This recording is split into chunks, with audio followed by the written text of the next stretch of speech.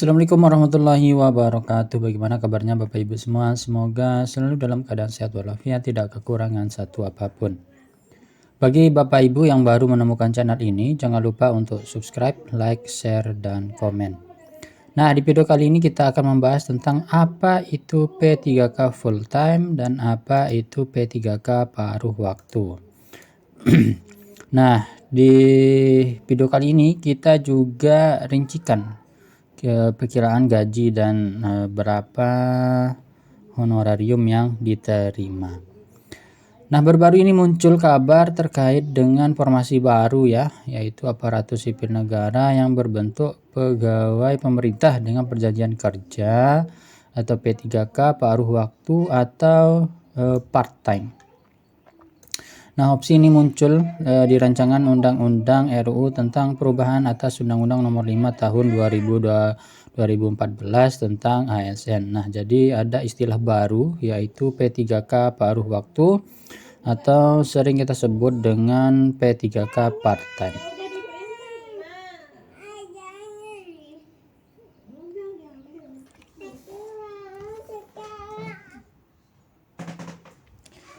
P3K paruh waktu adalah bentuk ASN paruh waktu yang dibuat untuk menghindari pemutusan hubungan kerja atas penghapusan tenaga honorer pada 28 November 2024 mendatang. Nah, jadi untuk menghindari PHK terhadap tenaga honorer, maka dibentuklah suatu istilah baru yaitu P3K paruh waktu atau part-time.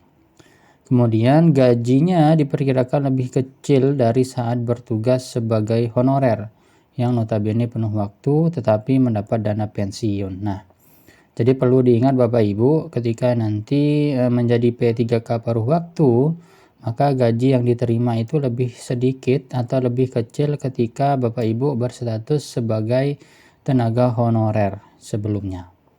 Tetapi, ada tetapinya, nanti akan mendapat dana pensiunan. Kemudian berdasarkan data dari Kemenpan RB, itu ada sebanyak 2,37 juta tenaga honorer se-Indonesia. Sebelumnya disampaikan bahwa para tenaga honorer akan diangkat sebagai PNS, P3K penuh waktu atau full time, dan P3K paruh waktu. Nah, jadi ada 3 opsi ya, ada yang menjadi PNS, kemudian ada yang P3K paruh waktu, dan ada P3K penuh waktu.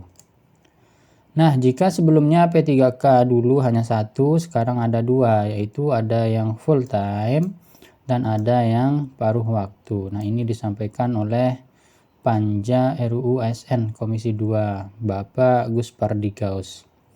Kemudian apa itu bagaimana dengan penggajian gaji P3K paruh waktu atau part-time? Kemudian Gus Pardi mengatakan DPR dan pemerintah belum membahas gaji P3K paruh waktu lebih lanjut. Namun besarannya diperkirakan lebih kecil dari ketika menjadi tenaga honorer akibat penyesuaian waktu kerja, tugas, bidang, dan kewenangannya. Karena kerjanya paruh waktu atau part-time, otomatis nanti gajinya akan lebih kecil ketika sebelumnya menjadi tenaga honorer ya Bapak Ibu. Jadi jangan kaget nanti kalau misalkan statusnya adalah P3K paruh waktu, maka gajinya nanti akan lebih kecil daripada gaji honorer sebelumnya. Kemudian yang namanya paruh waktu itu kan dia tidak wajib berada di kantor seharian sama dengan PNS atau P3K full time. Nah, ini. Kemudian gajinya tentu disesuaikan dengan tugas, bidang, dan kewenangan yang diemban kepada yang bersangkutan. Gak mungkin kan gaji sama orang yang cuma kerja 2 jam dengan orang yang kerja 8 jam. Nah, jadi ibaratnya gitu, kalau kerjanya 2 jam, maka gajinya tidak mungkin sama dengan gaji orang yang kerjanya 8 jam. Kemudian adapun gaji tenaga honorer sebelumnya itu diatur dalam Peraturan Menteri Keuangan PMK nomor 83 tahun 2022 tentang standar biaya masukan tahun anggaran 2023, yaitu kisarannya 2,07 juta sampai 5,61 juta per bulan ya Bapak Ibu. Nah, ini. Kemudian berstatus ASN. Di sisi lain, Gus Pardi mengatakan P3K paruh waktu akan berstatus sebagai ASN. Rencana ini membuat status P3K paruh waktu akan lebih tinggi dari tenaga honorer. Nah, jadi statusnya sudah ASN. Bekerja sesuai waktu yang disepakati dan dapat mengambil kerja lain di luar statusnya.